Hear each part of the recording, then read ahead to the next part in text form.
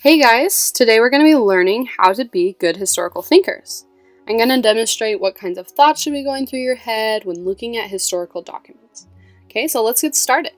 We're going to go back in time to learn about what happened in 1773 in Boston. So the first source we're going to look at is an image. Okay, first thing I noticed when looking at this picture, there's words at the bottom of the image. It reads, "The destruction of tea at Boston Harbor." Okay, so now I'm remembering, the Boston Tea Party. This is probably what it has to do with, okay? Destruction of tea at Boston Harbor, Boston Tea Party. All right, but who made this image? That should be my next big question. Maybe if I flip over the image, it will tell me more details about the creator, okay? So some guy named Nathaniel Currier painted this image. But I'm a little confused. Why was this painted in 1846 when the Boston Tea Party happened in 1773? That's about 70 years later he painted this? So this tells me this is a secondary source, because the painter himself wasn't there at the event. But he obviously recreated what others told him about it.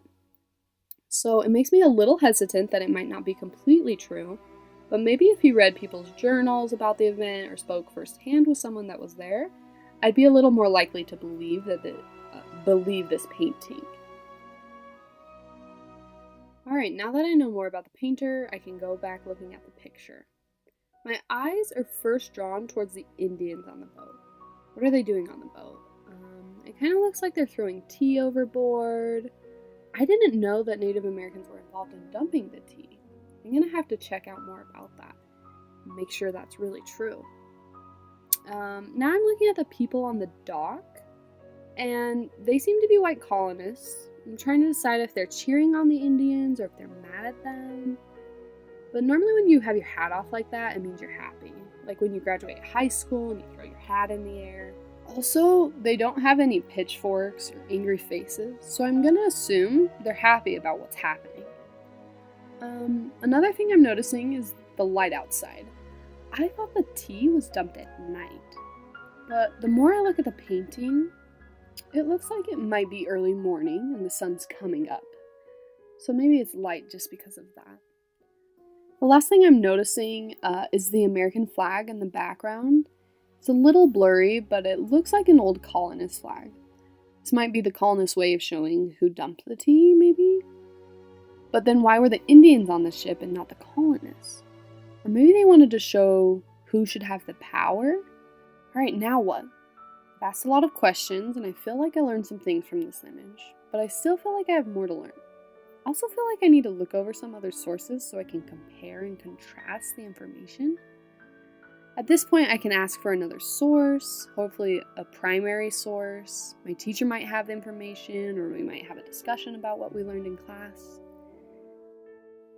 So that's it, guys. That's how we become historical thinkers. Just 3 pieces of advice I want to leave with you today. First, ask a lot of questions. Understand who made the source, why they made it, what their motive was, what kind of source is it? Is it primary or secondary?